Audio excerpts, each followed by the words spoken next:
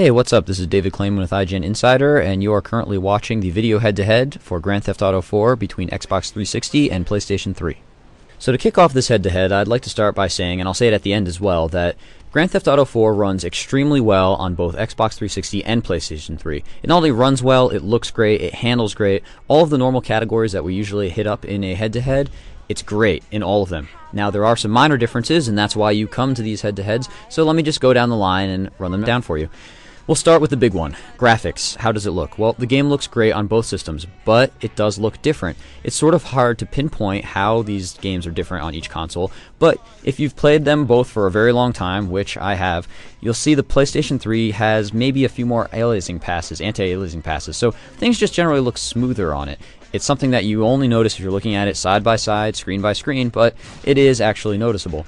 Also, the PlayStation 3 just runs a little bit better in general, and this is probably due to the fact that a lot of the game is stored on the hard drive. There's actually about a 7-minute and 45-second install when you first boot it up on PlayStation 3, and so this allows it to access the info pretty quickly.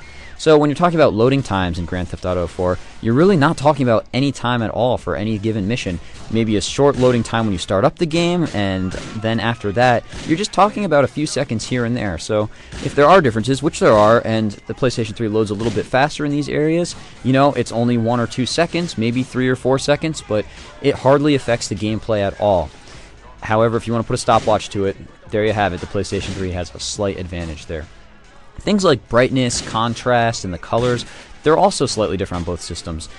I could be wrong, but according to me, according to Hillary, according to Roper, who have all played the game, the 360 just looks a little bit brighter. It looks like the colors are a little bit more vibrant, maybe, but it doesn't really give it an edge to say that's better or worse. And I should mention that things like brightness, contrast, saturation, these are all sliders that you can adjust inside the game, and the sliders actually have a huge difference on the picture. So no matter what TV you're playing on, no matter what console you're playing on, you're going to be able to adjust your TV and the game to give you a really great picture, meaning the game's going to look great no matter which console you own. Now, there is one major difference between the two in control, and that would be that 6-axis controls are included for the PlayStation 3. Now, what are they included for? Well, you can use 6-axis control for a helicopter, you can use it for a bike, you can use it for a boat, you can use it for the vehicle after touch, which is when you go off a stunt jump, you can give your vehicle a little bit of direction, you can use it for reloading your weapon, and you can use it for darts and bowling in the mini-games. Now, each of the things I just mentioned, darts and bowling combined, means that you can turn them on and off separately. So say you just want to use 6-axis for the bike. Well, go ahead. You can do that, turn everything else off, you don't have to worry about it. I should also mention that you can use it for the auto pitch calibration. Now, how does it work for each of these things? The helicopter actually works really well. You're able to steer a lot easier. It kind of feels like it should be the way you control the helicopter. But I should also mention that in every case where you have 6-axis control, you also have the normal controls turned on at the same time. So if you just held the PS3 controller flat and decided to use the analog sticks or the triggers, whatever you're using to control each vehicle, you can. So you kind of have a combination, which means that you don't have to rely completely on the motion controls. Of course, you can just turn them off completely as well, like I said. The bike, it's a little bit crazy. It feels a little bit like you're driving drunk. I wouldn't recommend it. I crashed and killed myself a few times when I did. The boat feels fine. It's not that sensitive anyways. And the other things like reload, well, you know, you auto-reload if you keep firing anyways. So it is kind of cool to shake the controller up and down when you reload your weapon, but it's just sort of an extra. I wouldn't say that it makes anything that much better. Next, we have the analog sensitivity. Now, I found the analog sticks for driving a little bit easier on PlayStation 3, and I've spent less time on PS3 than I did with 360 since I played through originally on 360, and I still thought that driving was a little bit easier on the PlayStation 3 controller, but that, again, is a personal preference.